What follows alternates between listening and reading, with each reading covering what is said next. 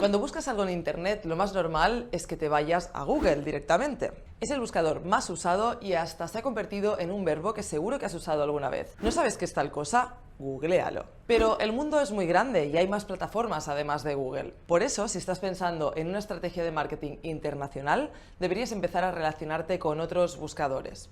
Entre ellos está Baidu, el buscador chino, que ya es el tercero más usado en todo el mundo. Estás en el canal de Judith Català, donde tus sueños empresariales se hacen realidad. Bienvenido al diccionario de marketing, donde hoy te cuento qué es Baidu.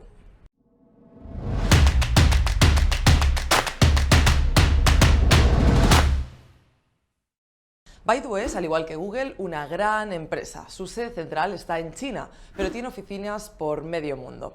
Y lo mismo que otros buscadores famosos, tiene la típica búsqueda por palabras, pero además te permite buscar mapas, libros, vídeos, almacenar datos en la nube. También tiene una red social, Baidu Tieba, Baidu Knows, que es una especie de Yahoo Respuestas, y algo muy curioso, un buscador de MP3 que se usa muchísimo para encontrar música pop.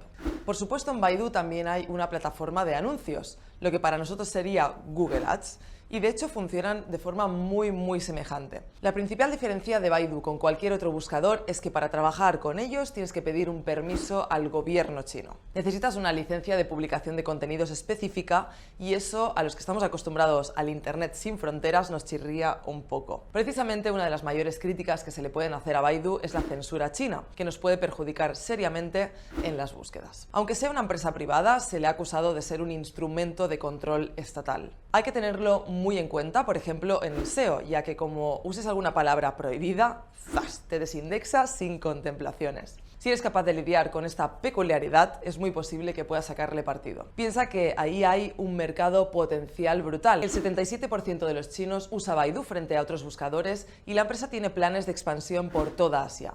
No es la primera vez que hablamos de otros buscadores en este diccionario de marketing.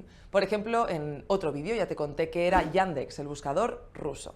Puedes verlo haciendo clic aquí en la lista de reproducción del diccionario de marketing, donde tienes todos los contenidos disponibles. Y recuerda que puedes apuntarte a mi canal de YouTube aquí mismo para tener acceso a todos los contenidos que ya he ido publicando. No solo del diccionario, sino también con información para llevar a tu empresa al siguiente nivel.